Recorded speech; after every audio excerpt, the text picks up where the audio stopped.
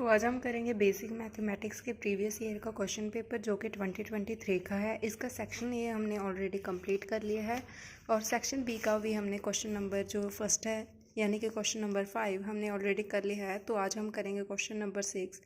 तो हमारे पास क्वेश्चन गिवन है define minors and cofactors of the matrix and find the adjoint of the matrix. तो हमें सबसे पहले माइनर्स को एक्सप्लेन करना है, कोफैक्टर्स को एक्सप्लेन करना है, उसके बाद जो हमें मैट्रिक्स गिवन है उसका हमें एडजॉइंट फाइंड करना है। तो सबसे पहले करते हैं माइनर्स एंड कोफैक्टर्स को एक्सप्लेन। तो सबसे पहले है माइनर की definition. Minor of a element of determinant is the determinant obtained by omitting from delta दो row and column containing that element. तो उन्होंने लिखा है कि माइनर क्या होता है, जो हमारे पास डिटर्मिनेंट गिवन है, यानी कि ये हमारे पास फॉर एग्जाम्पल डिटर्मिनेंट गिवन है, बस ये तो मैट्रिक्स का साइन है, लेकिन डिटर्मिनेंट का साइन ऐसे स्लैश होता है, उसके बीच में जो एलिमेंट्स हैं उसे कहते हैं। उसमें से जो ओमिटिंग होता है मीन्स के लीव आउट कर देना, उस लाइन को, उस रो को, उस कॉलम को छोड़ देना। फॉर एग्जांपल जैसे कि हमारे पास एक मैट्रिक्स है, डिटर्मिनेंट है 1 2 3 4 5 6 7 8 9।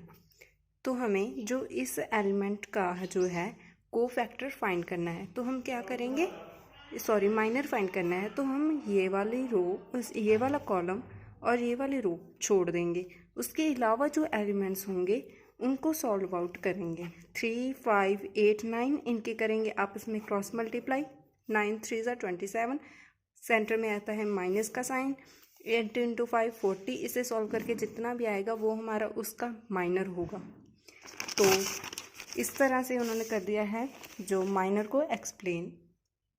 माइनर की बस इतनी सी डेफिनेशन है कि जिस भी डिटर्मिनेंट में वो जिस भी रो और जिस भी कॉलम में वो एलिमेंट प्रेजेंट है, उस रो एंड कॉलम को छोड़कर बाकी का जो डिटर्मिनेंट है उसे हम माइनर बोलते हैं।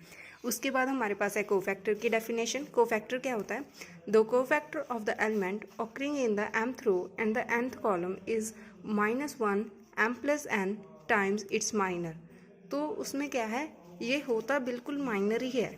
उन्होंने लिखा है कि जो भी कोफैक्टर है हमारा, रो को उन्होंने m से डिनोट किया है, कॉलम को उन्होंने n से डिनोट किया है, वो माइनर के -1 m + n टाइम्स है।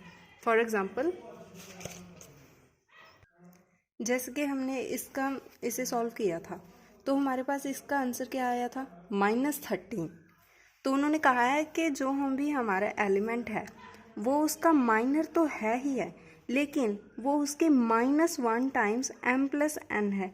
m को उन्होंने रोज के साथ डिनोट किया है और n को उन्होंने कॉलम कहा है। तो नंबर ऑफ कॉलम क्या है, यानी कि ये हमारी रो 1 है, रो 2 है, रो 3 है, ये हमारा कॉलम 1, कॉलम 2 और कॉलम 3 है। हमने 2 को फाइंड किया था, तो उसकी रो कौन सी है, फर्स्ट, कॉलम कौन सा है, सेकंड। तो -1 की पावर 1 + 2 इंटू -13, तो 1 + 2 होता है 3 इंटू -13।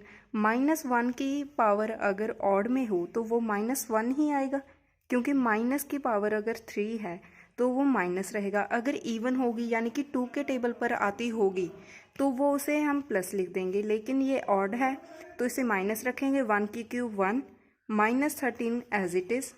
तो इन दोनों को आपस में मल्टीप्लाई करेंगे तो 13 आ गया। ये तो हमारा कोफैक्टर हो गया उस मैट्रिक्स का, डिटर्मिनेंट का, और ये हमारा माइनर हो गया। बस इतना सा डिफरेंस है। माइनर बस उस डिटर्मिनेंट की उस रो और कॉलम को छोड़कर जो बाकी के एलिमेंट्स हैं उसका डिटर्मिनेंट होता है, लेकिन कोफैक्टर उसके -1 टाइम्स ऑफ m + n होता है। तो अब इसका आगे करेंगे हम क्वेश्चन।